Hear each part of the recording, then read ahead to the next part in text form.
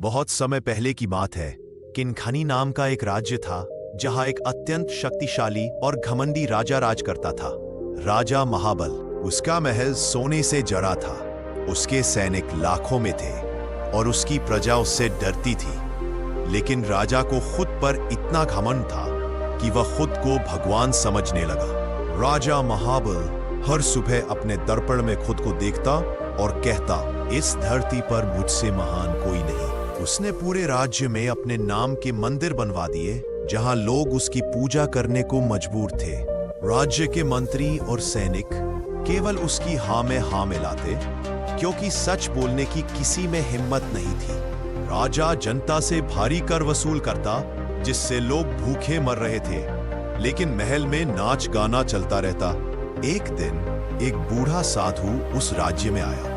उसकी आंखों में गहराई थी और चेहरे पर शांति। वह सीधा महाबल के दरबार पहुंचा और बोला। सभा स्तब्ध रह गई। सैनिकों ने तलवारें खींच ली। राजा गरजा, तुम्हारी हिम्मत कैसे हुई मुझे मूर्ख कहने की? साधु मुस्कुराया और बोला, सच्चा राजा वही होता है जो अपने लोगों के दुख समझे। तेरा घमंड तुझे एक दिन नष्ट कर देगा। राजा ने उसे कारागार में डालने का आदेश दिया, लेकिन उसी रात उसे एक भयानक सपना आया।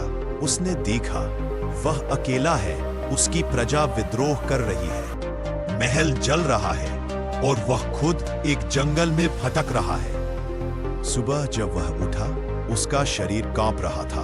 वह दौड़कर कारागार गया और साधु को मुक्त किया। मुझे ज्ञान दो साधु, राजा बोला।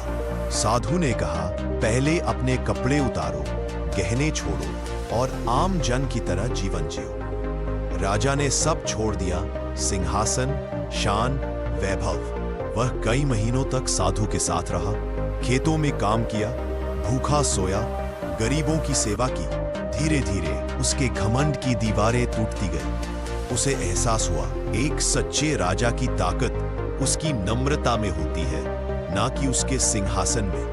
वर्षों बाद जब वह अपने राज्य लौटा, लोगों ने देखा एक बदला हुआ राजा। उसने कर माफ कर दिए, मंदिरों की पूजा बंद कराई, स्कूल और अस्पताल खुलवाए।